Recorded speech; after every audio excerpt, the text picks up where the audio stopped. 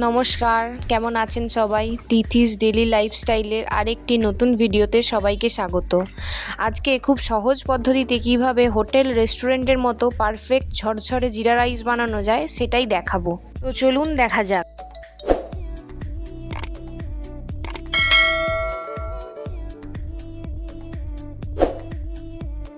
জিরা রাইস বানানোর জন্য প্রথমে আমরা ভাতটাকে তৈরি করে নেব।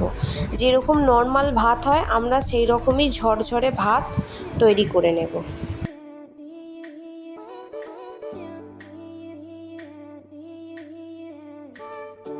ভাতটা প্রায় হয়েই গেছে, দেখতে পাচ্ছেন। এবার ফ্যান ঝরিয়ে নেব।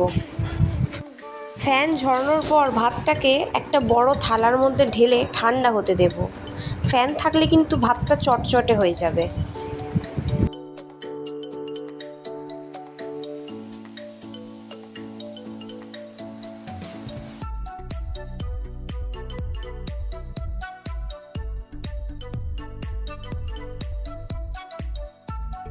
ভাতটা ঠান্ডা হয়ে যাবার আধ ঘন্টা পর গ্যাসের মধ্যে কড়াই চাপিয়ে দেব।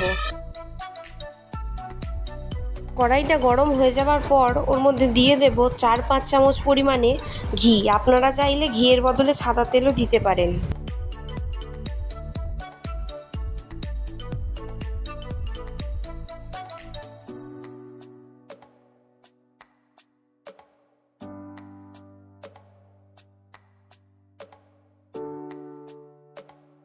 গরম হয়ে যাওয়ার পর এর মধ্যে দিয়ে দেব গোটা জিরে।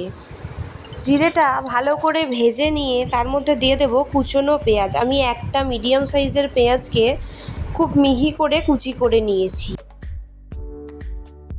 পেঁয়াজটা কিছুক্ষণ ভাজার পর এর মধ্যে দিয়ে দেব কুচনো কারি পাতা।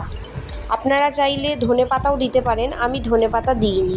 আর দিয়ে নেব দুটো বড় সাইজের মাঝখান থেকে চেরা কাঁচা লঙ্কা। 1 টিস্পুন নুন দিয়ে নেব এর মধ্যে। একটু ভাজা হয়ে গেছে, এবার এর মধ্যে আগের থেকে করে রাখা ভাতটা দিয়ে দেব।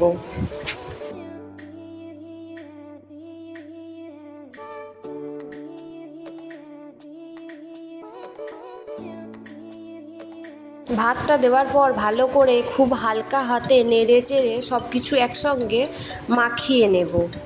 তারপর অল্প একটু সামান্য পরিমাণে চিনি ছড়িয়ে দেব।